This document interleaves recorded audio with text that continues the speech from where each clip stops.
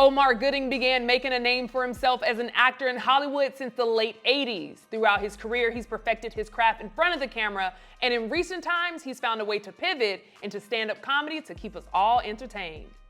Joining me, we've actually had him on the show before, and it was a great time then, so I'm super excited to talk with him today is none other than Omar Gooding. Last time you were here, we had a great conversation. I'm happy to have you here again to talk about some new things. First and foremost, how are you?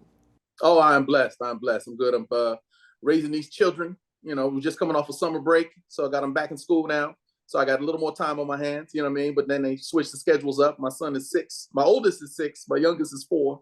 So they switched his first grade class. He's got to be at school at 8:30 in the morning. So I'm blinking and drinking coffee, but I'm here. We like to sleep in this house. We like to sleep in, but ain't no sleeping in no more. So. Absolutely, I know how it is. I have god kids myself. Well, god kids, they're not my actual children, they're just my godchildren. But them getting up early trying to talk to them. So yeah, it's schedule and school is definitely back. But speaking of having more time on your hands, I want to talk a little bit about this new venture that we're seeing you take this year. You've actually starting to dabble into the comedy space, stand-up comedy to be specific. How has that transition been for you from TV, sitcoms, movies, and now comedy? How's that? God is good, man. I mean, it's been a fun journey. I always like to visualize stuff, as an actor, growing up as an actor. And then I also do music. I would visualize large crowds. Whenever you give me the mic and a stage, I always go off. I've hosted a lot of shows and ceremonies and things like that. Most recently, I hosted a show in Detroit for like 3 hours. And they told me, well, it's just going to be a cover song contest type of thing where you just get up and bring the next act. But they kept saying, can you just fill in space? Can you just talk? Can you just keep going? I was like, all right, I wound up like doing 3 hours of stand-up. It was insane, but it was awesome. I had so much fun. So I had actually opened up a comedy room called the Funny AF Comedy Show in LA. Now we were at we had a nice venue right in Hollywood. We did like a season's worth of episodes, and my thing was this. Okay, I have a name. Y'all know me from comedy. So what I'll do is I'll just come up, welcome everybody to the show, joke around with the crowd, then bring up my host as soon as the jokes start to dry out. If I get stale or get quiet or anything, I'll be like, all right, y'all ready for your host? You ready for the real comedy? Get up here. And then I just would do more and more and more and get more and more comfortable. Next thing you know, I'm doing like 10-minute sets, 15-minute sets. I'd get off stage saying, well, that was a couple minutes, right? And they were like, man, you love doing like 20 minutes. You kidding? I was like, oh, wow. So most recently, we did a couple of shows out in San Antonio. What I'm doing now is it's called the We Out Here comedy event. And I bring in my host, Warren V. Well, Warren V is the guy that does it in LA. And Charles Allen is the guy that when I tour, we do the We Out Here comedy tour. So, my set is just growing and growing. The last thing I just did, this is fun. I hosted Hope Flood's comedy award show.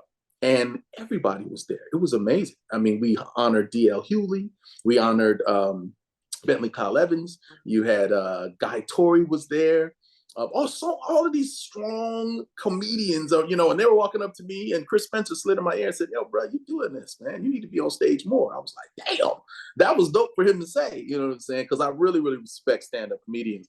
And it's not easy. It's not easy. So in San Antonio, when they said, well, you're just going to host, right? And I was like, yeah, sure. We did 2 shows. So the first show I host was fun. Second show, it was like, why don't you just do a set at the end? And I was like, man. And I was like nervous. Like I had been nervous so long. So It was fun. But I had all of these jokes that I was going to write in between, like, oh, I'll come up here, I'll try this. But to just run them all together for like a 30-minute, 20-something minute set was really challenging, but it was really rewarding when it was over. Now, you mentioned a couple people, and I guess this answers my next question. How has the response been from other comedians? Because I know typically, like you said, stand-up is not, and personally for me, is not an art that you can play with. It's something very serious. It takes a lot of gift, if you will. So how has that response been? Has it all been positive from comedians? Surprisingly enough, it really has. so like a guy like Charles Allen was always fun because he was I had hired him to be a punch-up writer on my series Family Time back in the day. We wound up doing 91 episodes. He came in about 20 episodes deep, and he would say, "Man, you got to try this stand-up thing, man, because I feel like you would succeed if you just, committed to it. You know what I mean? Write some jokes, really, try it." And I would, like I said, I would dabble and I would try it here or there. And he's like, "Bro, you got to just get out there and really just do it. You got to just get out, just jump on out there and see what happens." And it worked. And it's funny, the first time ever that I got on stage was, oh my goodness, had to be about about 10, 15 years ago. It was odd. And a promoter drove me, he picked me up in a limo. It was back when we still used to do limos. He said, "We're going to drive out to Redlands, and I want you to just come be a guest at this comedy show." And halfway through the show, it's like, "Man, my headliner ain't showing up. How much would it take to get you on stage?" And I was like, "Yeah, it depends on how much tequila I have." I'm just joking and making jokes. Next thing you know, I'm sitting in the crowd and they were like, "So coming to the stage, very funny comedian. You guys are going to love him. You've seen him in Hanging with Mr. Cooper, Smart Guy, Baby Boy." I started looking around like, I must know this dude because he's been in everything I've been in. I'm like, who is he talking about? And they were like, "Omar Gooding." And I was like, "What?" So I jumped on stage and the light was bright. And I was like, "Damn, this light is bright. I'm out of here sweating already." And people just started giggling. Everything I said, they were laughing at. Now it was great. And then I thought of something. I was like, "Man, we're in the middle of nowhere. All these hicks. I didn't think anybody would laugh." And it got quiet. I was like, "Woo! Anybody seen the movie Baby Boy?" They said, "Yeah." I grabbed one more joke and got the hell up out of there. You know what I mean? And then afterwards, people were like, "Dude, it was great. You should have kept going." I was like, "No, I was supposed to be up there." So it was fun, and it's been a good journey from there to now. And I'm super excited because you're going to be coming to the Atlanta Comedy Theater for 4 shows between October 6th and 7th. So I'm super excited to see you in person because every time we have conversation, I will say I do laugh as well. So I'm excited to see you on stage. Also, now I want to transition a little bit because the thing I know about being an artist, right, like creating multiple streams of income is important. And I think one of the things that we're seeing in the reasons why is the writer's strike. So, I think it's perfect timing to have this conversation. For you, how have you been handling, or how has it been during this writer's strike now that you're taking on a new venture in comedy? Yeah. So for me, I've always had my hands in a bunch of different pots. I've always had something else going on. Like I mentioned a little bit, I do music as well. I have an album dropping October 19th, which is my birthday. So what I would do is, as an actor and a writer and a father and a director, I do so many things anyway. I'm always juggling, and I have to. That's kind of how I focus, if that makes sense. Yeah. Like if I'm on set, I'm reading lines and I take a break from that, and then I get an idea and then I'll start writing lyrics for a song, or, I'll start think of some jokes now and then I'll start writing them around. So I already had a bunch of different things going, I just finished a series called Saturdays for Disney. I signed a contract with Disney, right? We finished 15 episodes that filmed out in Chicago.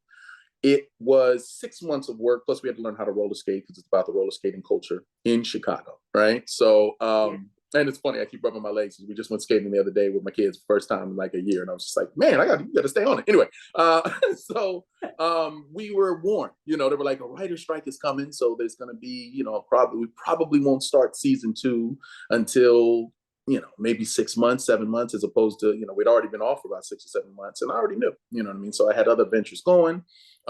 This comedy show that I'm doing, we also film it, right? So we have 6 or 7 episodes already in the tank. We were gonna either put it on Tubi, like straight away, or shop it. So right now, once we saw the finished edit, we said, "Wow, this thing came out pretty good." So we're shopping it now to see where it goes, you know what I'm saying? So you just gotta stay busy, which is easy for me because I have so many things that I do, So again, when it hit, as an actor also, it's funny. I always laugh about this. When you're on a show, when you're on a movie, when you're on a project, when it gets near its completion, the question someone always says is, "So what do you got next?" You know what I mean? And I'm always like, "What's wrong with this? I'm doing this." Like, why are you always worried about what's next? But that's what we have to do. It's like the culture of Hollywood. What's next? Yeah, what you got going on after this, man? So what you rolling into next? And a lot of times I feel like, I don't know. It depends. We'll see what pops up. But for the past few years, even since the pandemic hit, things have been lined up. You know what I mean? You got to look. You got to be booked 6 months ahead. You know what I mean? Whether it's a meeting about developing something, or starring in something, or producing, or writing, or directing, or whatever it is, you got to have all this. Right now, my schedule. I'm probably more busy now than I was last year, even though I was coming off the heels of filming a series. Absolutely. And let me make sure I correct myself, because it's actually an actors and a writer strike. So thank you for bringing in both of those, because it is important to note that both of those are happening right now and what we're seeing. And now, of course, a lot of people are speaking out about this. A lot of people are out, marching and being very active. Two people in particular that have been speaking out before the strike and now during is Monique and Countess Vaughn regarding the Parkers. They're talking about their residual income being minimum, if not at all. What are your thoughts on that, being that I know you've been a part of multiple Black sitcoms? We talked about sitcoms on UPN and how those sitcoms are treated. Now we're talking about when they're streamed. I know you have Baby Boy streaming and things like that. What are your thoughts on, Monique and Countess Vaughn saying, hey, pay us what we're owed, not more than that, but just what we're owed for residual income? Well, it's all about standing with your brothers and sisters. Now, what I mean by that is, a lot of actors, well, not a lot of actors, but some actors are successful. Some actors stay busy. Some actors are on TV shows and movies consistently. They have the next project already lined up, right? But there are the majority of actors and, entertainers who aren't as fortunate. So that's what's so important about all of this, because it's for them. When I do stand-up, I probably shouldn't say this, but when I did like this last stand-up gig that I did, I was laughing. I was making jokes saying, I didn't ask for the strike. I'm working. I'm fine. I'm like, I got my checks is coming in. You know what I mean? I already knew the residuals weren't going to be what they were, but that's why my lawyers negotiated this strong deal for, so forth and so on, and I signed to Disney. We stream on Disney Plus and we're shown on Disney Channel. And I had asked after it was over, I said, man, this show comes on Fridays, but also comes on Monday, Tuesday, Wednesday, Thursday. I said, the residual's going to be crazy. And they're like, well, actually, no, the contract, the way it's structured and so forth and so on. And no, you probably won't see a residual for a long time. And I was like, damn, that's interesting. Well, it's a good thing that you guys negotiated what you get, because, this first paycheck is pretty good. And I'm thinking, I'll just put a pool in my house. Anyway, so, but I do understand the frustrations, and it's really more important for the actors, even though I, again, try to censor myself here, because, it's rubbed a lot of people the wrong way. But when you do stand up, sometimes you just, and as I'm transitioning to it, sometimes you just got to take the risk, you got to say it. And the truth of it is, when you look at the people out there striking, I was just like, these are, there's not a lot of A-list actors out there on corner, is what I'm saying. You know what I'm saying? There's a lot of actors out there who are, they're striking at Disney, but they've probably been on the lot 4 times in their whole life. So it's like you standing out in front of here. But I get it. I get what you're doing. You need things to change so that even if you don't work as much as these other actors, you should be able to make enough money to still make a living, right? So there's a lot of money that they should be getting. We all could be getting that would make life a lot easier. You know what I mean? So I think the studio heads and the execs are saying, look at all this money we're paying you. Like, calm down. It's like, well, you're paying some of us this money. The rest of them are getting just enough. You know what I mean? But they still have to have other jobs. They still have to have side gigs and so forth and so on. So I totally understand it. Right when it started again, I was just like, but we knew what it was that we were signing on for. And now when you realize how much money they're making, you're like, oh, damn, we should get a piece of that too. So I kind of see both sides of it, kind of, you know what I mean? But, whatever comes of this, it'll be something to where we're happy that we did it at the end of the day. As long as you stand on your beliefs and your principles, in the sense of like, we got to hold fast here. Don't just settle for nothing. Don't compromise for nothing. That's how I've kind of lived my whole life and my career anyway. You don't see me in certain projects where, well, you should just be in that. Why don't you just do this and do that? I'm like, nope, I'm going to make sure that I don't compromise for the sake of my fans and fandom. You know what I mean? So it's really the same thing with the strike. Right. So let me ask you, because I've been seeing a lot of people too be very open about what those residual checks look like. I've seen as low as 30 cents, which to me, for me from outside perspective, right, I'm not an active actor or actress. So it's not something I would know like, okay, hey, that's what you signed up for, so on and so forth. So let me ask you, I know Baby Boy is, a show, or excuse me, a movie that's streaming.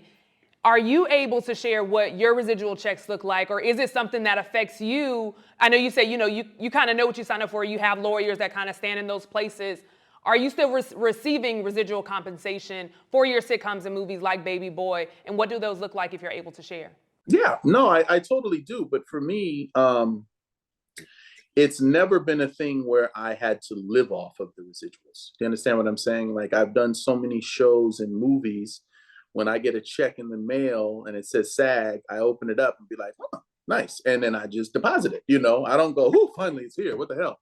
All right, okay, we can pay that light bill. Like, you know what I mean? So I get the struggle that they have. But for me, I've been working for over 30 years in this business. So I get checks dated back to, corporations that I formed in the 90s. You know what I mean? It's more gravy for me than anything else. When you get a residual, oh, and there's a residual, oh, great. But like, the initial payday was nice too. If you handle your money and manage your money, if you're consistently working, then it's not as big a deal. You know what I mean? But I do know people that live check to check, and most of those checks are residuals. You know what I'm saying? So even residual, you think about it, you do the job, and today, if you're filming right now, you won't see the residual for at least 6, 7 months, 8 months. You know what I mean? So what are you doing in between anyway? If you're the meantime.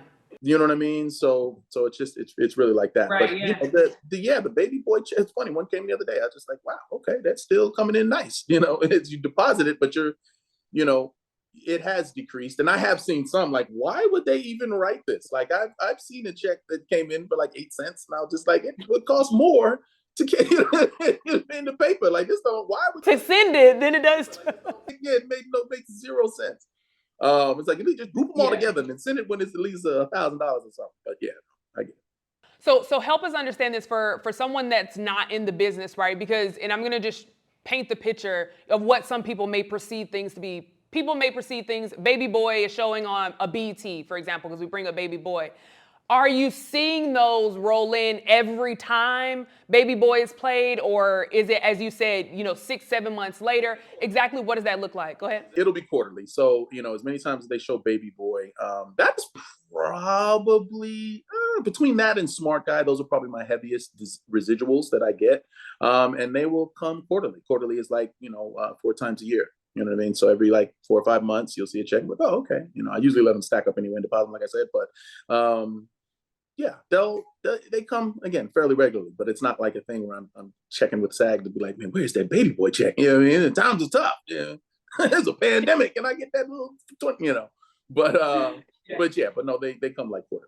Okay, well, I appreciate, I just felt like having you here, especially what we're seeing with the actors and writer strike. I think it was important to have that conversation. Now, of course, I can't have you on without talking about some of your iconic roles that you've played in. But before getting into some of those, because I don't think I've asked you this before, what are some roles that you've turned down that we didn't get to see you in? Because, we know all the ones that we've seen you in, but are there any that you've turned down that we didn't? Well, see, the funny thing is, I've always been a TV actor, right? So when I transitioned into movies and I did Baby Boy, we knew, or at least hoped or suspected, it would be a hit and it would change my career. We being, my team, and put it on a different trajectory. Like, oh man, now you're going to be considered for dramatic roles, right? So the industry had seen it, and I was getting calls. But before those calls came in, me being a TV actor, I had to book my next job. So after Baby Boy, I booked a series, right? The series was called The Amazing Life of Fiona Plum or something. I played a warlock because my head was bald still because I'm fresh off a Baby Boy. So I booked this, supposed to be a wizard, some shit.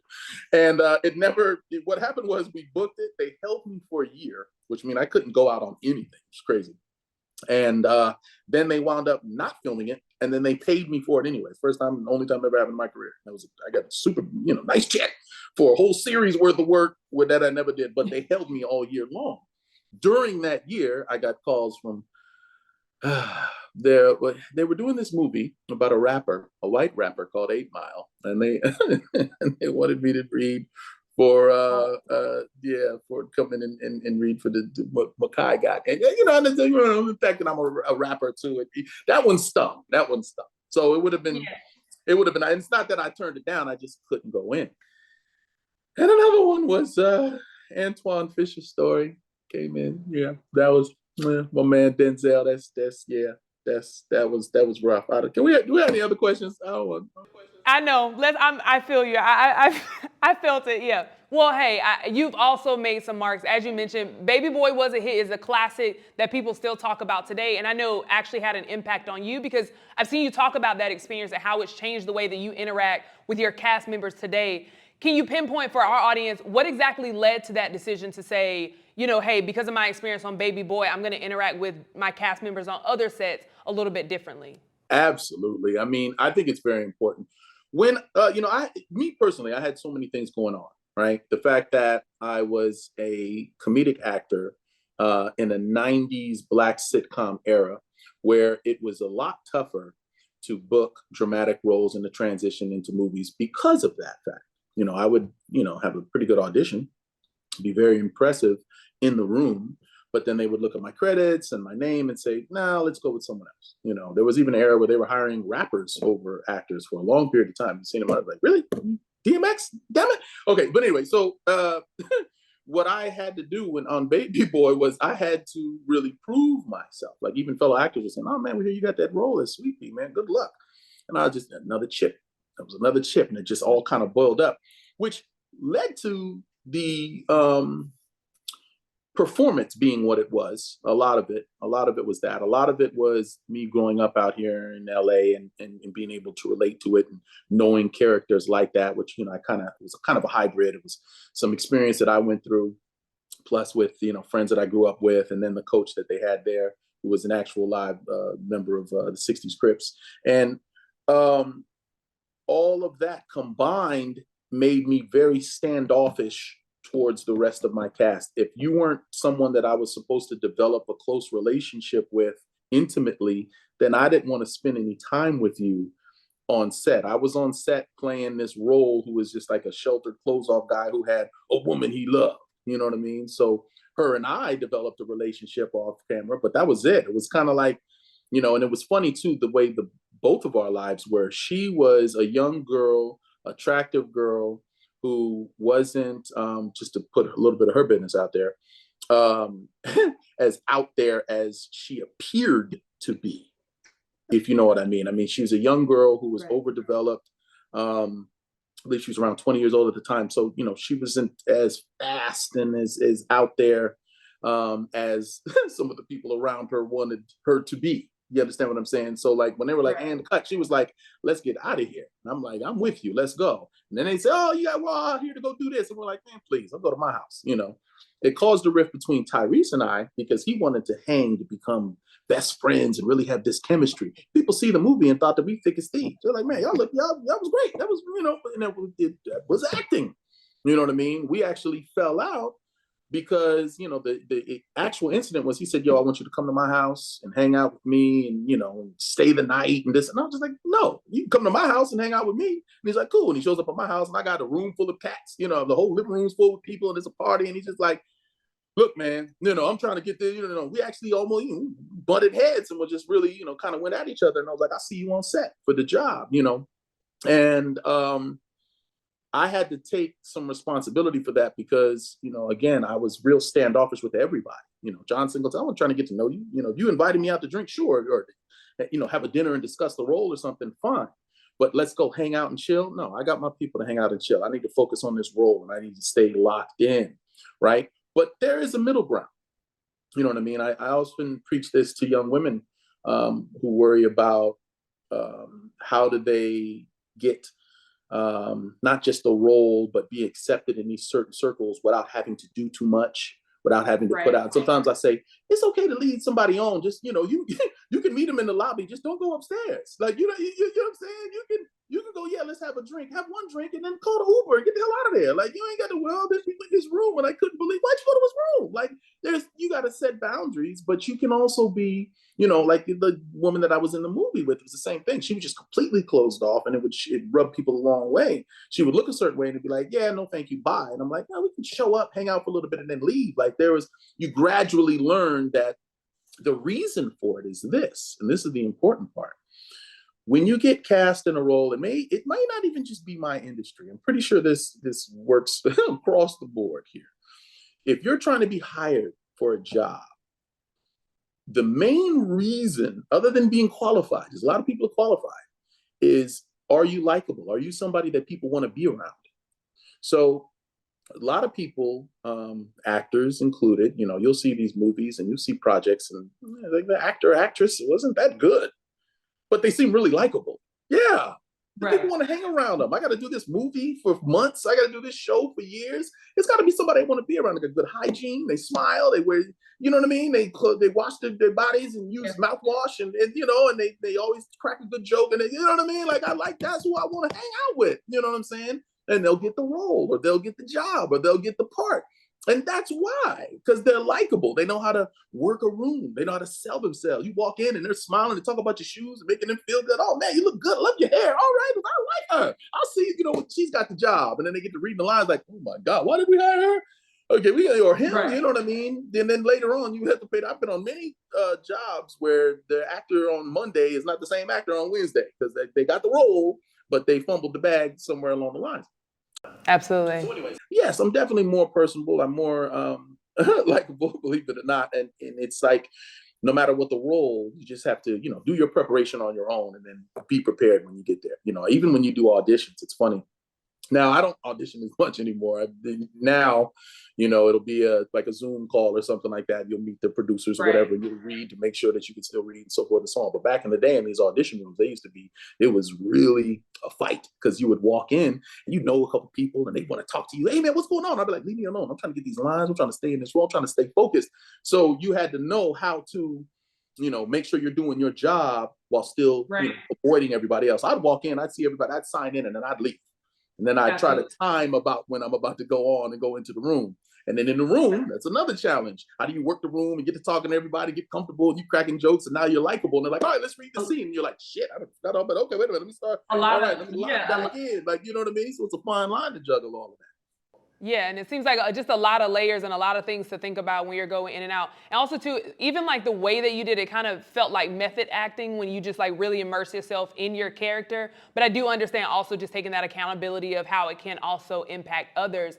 Now, I know there was something between you and Tyrese and maybe others, but have you and Tyrese talked since then or since that movie, it was just kind of, that's where it ended? No, we cool now. I mean, okay. I think, you know, initially it was something, but it was, you know, I don't hold grudges like that. You know what I mean? I'll tell a story about it, this and that and the third, but even then, his career flourished, mine flourished. Everybody did great. You know what I mean? So it wasn't like, oh man, that's this guy, you know, but yeah, he gave me a call and it's funny, man, you know, and I keep him in my prayers because I know he's battling a lot. But he had called me right before the pandemic hit, and I went to his house and we sat down, and he had this really good idea, this really great concept on how to do not so much a sequel because John Singleton had already passed, but it was an idea of combining all of the movies in the South Central world into one script idea. You know what I mean? And I think the only problem with it was just all of the movies, you know, that were directed and produced by different companies, and how, you know, he got all of the actors to sign off on. So it was a great idea that he had, but I need to have another conversation with him because I have an idea on how to fix it. I may just be spilling the beans on it, but it's what it is. It was great to see him, and again, you know, every time I see him, so I've seen him a few times after that. Yeah, no, and I was gonna say, what I love of how when you brought him up was just like, you know, sending him well wishes because you understand what he's going through, because right now, and I don't know if you've been seeing that Tyrese has been in these headlines, obviously, you know, from his marriage and those things, but also what we see with him and DJ Envy and, you know, that whole back and forth. And we talked about it on the show, and honestly, it was just one of those things where for me, seeing two black men go head and head in that type of light, it was just like, I wish you could handle it, you know, behind closed doors. Y'all, you know, you take care of that and not in the limelight, especially given what Tyrese has experienced. But I love from your perspective, do you think the criticism that he's receiving, do you think it's fair, being that and not specifically just DJ Envy, just in general, the general public, you know, criticizing Tyrese, do you think it's fair, the criticism that Tyrese is getting, the backlash that he's getting? What are your thoughts there? I'm not sure how people deal with, how do I phrase this? Like, I have a very close friend of mine too. If he has anything wrong with him, if something happens, if he's not feeling well, so forth, he'll go to Facebook and make a post about it. You know, now everyone's in his business, and now they're calling him and saying, "Hey man, I wish you well, and I'm sorry you were feeling down." And people will call me and be like, "Yo man, you need to go see him. I think he's like, you know, trying to." It's like, what? Why would he post it then? You know, so it's one of those things where if you're worried about the criticism, don't post that shit. Like, let's keep it to yourself, you know. So I some of it a lot of it for me is a cry for attention, but it's a cry for help in the only way you know how. You might not have the right people around you. You don't have a team. You obviously don't have a support system. You know what I mean? If I'm going through something that deep, I'm on my knees. You know what I mean? I'm praying to God. I'm taking my time with him and saying, Lord, let me quiet myself and hear the right solution, the right answer to this. You know what I mean? As opposed to help me, y'all. Somebody reach out to me. I need this, or why is this guy doing this, or so forth and so on. If it's not a publicity thing, if you're not a rapper selling an album, then I don't think you should be airing your business out there anyhow. You know, and a lot of people fall victim to that. You know, I've worked with some other entertainers and celebrities that do that. I'm just like, why are you making a post about this? Because then all the comments, they just go rip you apart, and now it's out there. You know what I mean? Now, if it's something that gets caught on tape that you have to defend, sure. But if you're putting it out there, then you're going to have to accept what comes back. Yeah, and a lot of people felt like Tyrese was kind of in the limelight because he's, you know, just trying to promote his album and things like that. But do you think it's more so that, or do you think he's genuinely crying out for help in the way that he knows? Yeah, I think it's a combination of the two. You know, I don't know him well enough to know exactly. You know what I mean? I know whenever I see him, because a lot of times, you know, you'll see somebody and be like, oh man, I got to get around them and look them in the eye and see what's what. And what I see face to face is like, oh, you fine. You got this under control. You know what I mean? So maybe you're putting on a bit. You know, so a lot of people, like I said, some people just like attention in that way. You know, I've been more of a private person as far as my, you know, personal life and myself. So it's like when it gets out, you have to defend it. You have to talk about, like, I have no problem. People say, oh, you want to talk about the questions? You want me to answer questions with interviews and stuff? I'm like, nah, ask me whatever, because I don't know how to censor myself. I'll figure it out. You see me looking this way and I go, should I say that? Yeah, I'm gonna say that. You know, it just be on the fly. You're a great interviewer. I'm like, yeah, you're right, because maybe I shouldn't have said that. But yeah, but I think for the most part, he's a grown man. He knows what he's doing. Yeah. Now let's get into Royal Family, because I think that's that is an iconic sitcom in which you were on for, and correct me if I'm wrong, for 3 episodes. I think you played Art, if I'm correct. Wow, were you originally casted to come on? Yeah. I told you I want to talk about your roles. I love having you on. So being able to get some of your thoughts on these. Were you originally cast to be on for 3 episodes, or exactly how did that role come about on Royal Family? Yeah, Royal Family, man, that was one of the first shows that I was a part of. You know, and the way my career started too, I would get cast for a smaller role and then it would expand.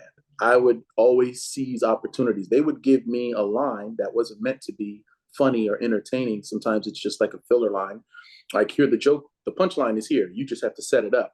But I will say it in a way to make it funny, and they'll be like, oh, damn, now there's 2 jokes. You know, we need to give him more. Now we need to do this, and we need to do that.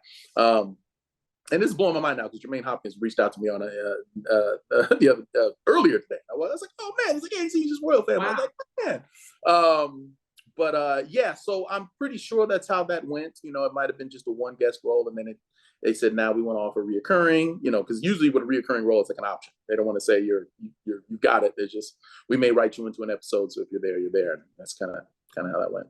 Yeah. Now, what I love about being on Comedy Hype, because obviously I'm not a comedian, by no means necessary, but I learn a lot of the backstories of these shows that maybe I've watched or someone from my family has introduced to me. And one of those was Royal Family, which is why I was like, oh, hey, we're going to have Omar. I would love to talk to him about this, because you would come in after the unfortunate passing of Red Fox. And of course, not everybody knows exactly what happened. I'm going to actually play a clip of Della Reese, who actually goes into it and things of that nature. But first, just from your perspective, you know, you coming in, were you briefed on, you know, what happened? Did you hear about Red Fox's passing, of exactly what happened? From your perspective, what was that like coming into Royal Family after that passing? Yeah, I mean, I was in a character to where I was privy to all of that, or on a need to know type of thing. Again, I think it was a day player because I was around him with Lorenz and everybody, so we were really just focused on our stuff. And plus, you know, then you had the on-set moms. You know, they did all that, the talking and the gossip and whatnot. My mom was very good at being like, focus on your lines, do your job so you can get more episodes. Don't worry about that outside noise. You know what I mean? So me, I was really focused back then, as far as just like I can concentrate on one thing and do that well. And that was the job. But yeah, with Della Reese and everybody, it was such a great cast, man. And I got to work with her, Touched by an Angel too. So, it's been a long career. You just put that back, boy, play the clip. I can't wait to watch this thing, but okay. Okay, well, let's take a look at this Della Reese clip. We'll be right back. Let's take a look. Now we're all sitting in the lobby of the hospital. The doctor comes out and says, Mrs. Foxx, we've done all that we can do. Your husband is gone. And standing this close were two of the producers.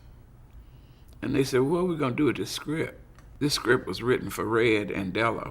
Who's going to replace? She's sitting right here. They just told her that her husband was dead. And I went crazy. I went absolutely insane on everybody. Got in my car and left. And I made up my mind in that car on the way home that I wasn't ever going to do television that way again. He should have had a write out of the show, but instead they stuck Jackie in there. And she's a wonderful comedian, but that was not the time nor the place. They just reached out and got her and sat her in there. And he never got the treatment he needed. He was not phased out of it, like he didn't get an accident or didn't get sick or something. And so he was no longer in it. Just one day he was there and one day he wasn't. Now, of course, you being a part of that show, not only you being an active actor, but also a father, and you have a family. After seeing that, how does that make you feel? Yeah, man. I mean, unfortunately, you have to have thick skin being African American, being Black, being a male, being in this business, being in this industry. It doesn't surprise me in the least to find out that that's how he was treated. Obviously, if something like that happened today, it would be a grand uprising. There would be protests, shirts, hats, social media protest. Like it would just go on and on and on. Unfortunately, the era that they lived through, that was the norm. These execs, these producers, these directors, that's how they were brought up to treat Blacks, to treat African American, to treat actors, whether they were the star, whether they were guest cast, whether they were, it doesn't matter. Fortunately, we've come a long way.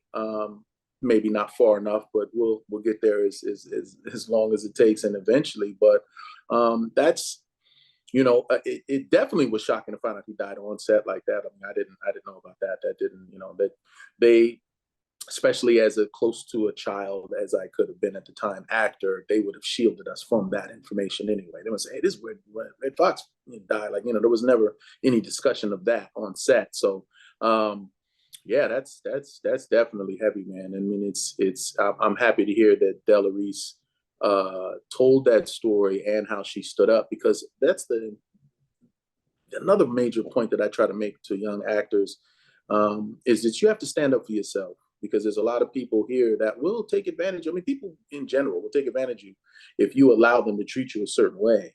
I mean, as actors too, they figure, well, you're getting paid good money. You can stand there in the sun or in front of these hot lights and just sweat while we adjust these camera marks. We're like, no, that's what second team is there for. I did a movie with a young actor about a year ago, and he was the lead, and he was asking me for advice and stuff. But it's kind of a funny story, because I was making sure to stand up for myself, being a veteran and knowing sets and what they need and what they don't need. Crew members and and ADs, and there are people that it's their job to look after the actors, and then on some sets, some productions, they don't. You have to kind of look out for yourself. If you're standing somewhere and you could be sitting, if you need to take a break, if you need some water, if you need to use the restroom, sometimes you'll just hold all that in because you don't know if you can go, or no one's told you anything, or they're ignoring you and say, you know what, 10-1, I'm out of here. You know what, can I get a water, please? Oh yeah, right away. Where's makeup at? I'm sweating, I'm dripping, and look at where are they? You have to speak up for yourself on these certain things. So we were filming outside in the sun, and every time they said cut, I would walk off and get into the shade, where the young actor was just still sitting there sweating. After two or three takes and me talking to him, I would notice every time I walked off, I turned around, he's right behind me walking with me. And I was like, all right, man, you kind of got to pace yourself, brother. You can't just kind of do what I do, because I've kind of earned this. But you do need to be cognizant of that you have rights, that they need you as much as you need them. So don't let people just treat you a certain way.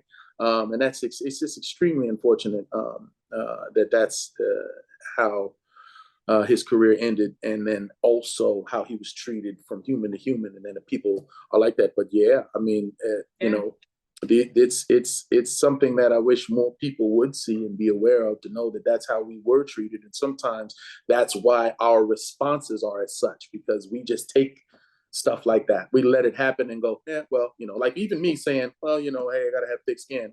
I mean, I want to say, oh my God, but yeah, I use it as fuel. You know what I mean? Whether it is to be great, whether it is to teach my sons, whether it is to do comedy, whether it is to show emotion and let it out. I did a movie called AM Radio, not to shamelessly plug, during the pandemic. And it was during the pandemic because, we had negotiated the role, and then the pandemic hit and everyone backed out of it. The investors backed out of it. But me and the director stayed close, and we said, I think we can get this done after a couple months of quarantine. And I said, let's make this happen. And while we were filming, George Floyd was murdered. And I was watching CNN, and then the very next day I had to have my emotional scene. And that was one of the easiest scenes I've ever had to do, because I was able to just kind of pour out all of this from the pandemic to Floyd to life to 40-something years old, and then being Black, and like, you know what I mean? And it was just like, boom. And it was therapy for me. So I just caution, we try to make things better for the next generation, but we also know that they mustn't forget what we all have had to endure as a people, as entertainers, being Black, being young, you know what I mean? And then as we get grayer, we go, okay, well, it is what it is, but get more wise. wise. More wise. The grays are just more wise.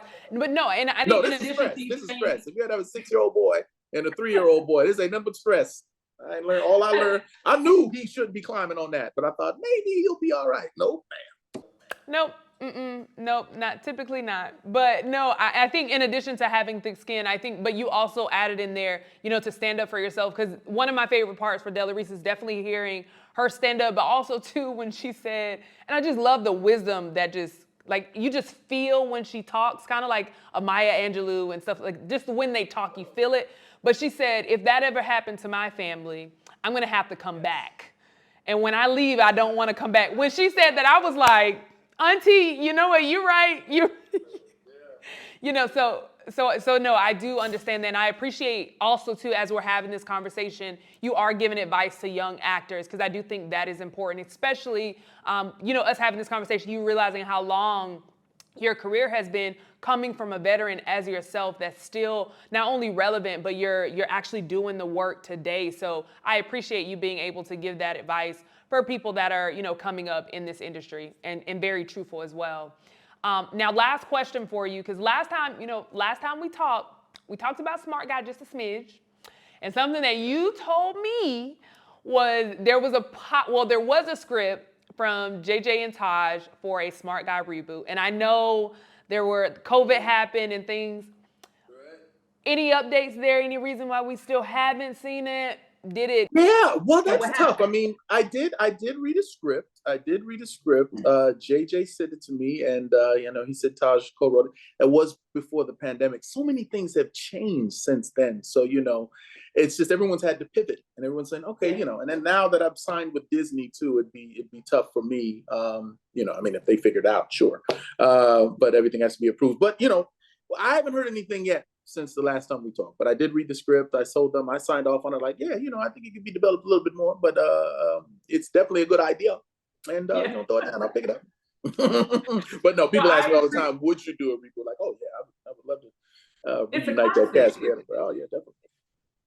Yeah, it's a classic. So many people have an emotional tie to it, what it represented, what it represents for our community, absolutely, we would love to see it. But if it doesn't, we can also still catch you in other things, but we can catch you on stage, and specifically at Atlanta Comedy Theater, October 6th and 7th, 4 shows. Tell them what to expect, so we gotta show up and show out. So let them know what to expect. Gotta show up and show out, man. I'm working on my set, so I got a lot of fun material. I got a lot of things to discuss and talk about, joke about, give y'all little tidbits about. I have a wonderful lineup. I have 2 hosts that I use when I do my shows. Charles Allen, you can follow him, Charles Allen 79, and Warren V, comedian Warren V, who's under Just Funny Warren V. And then I have a headliner named Charlie Mack, who is an up-and-coming rising star that you guys are going to absolutely love. He actually does a children's book that he wrote for adults, if you get my meaning. So it's hysterical, right? We've got a bunch of female comedians as well that'll be in the house. So it'll be well-rounded, well-versed. You guys are going to love the show. We got 4 shows. We definitely gonna cover everything, cover all bases. And if you miss me on TV, then go check out. If you have Disney Plus, you can stream Saturdays, which is produced by Norman Vance, stars myself, Golden Brooks, Danielle Jolliday. Yo-Yo plays the Duchess at the skating rink. We out there moving and grooving. It's got Black culture, Black girl power with every hairstyle you can imagine. I mean, it's really strong for the culture, so I'm really excited about that show. And once this strike ends, we'll slide into season 2 and give y'all some more what we do. Thank you again for joining me, Omar. And for the audience, again, you can catch him at Atlanta Comedy Theater October 6th and 7th for 4 shows. For Comedy Hype News, I'm Symphony Thompson.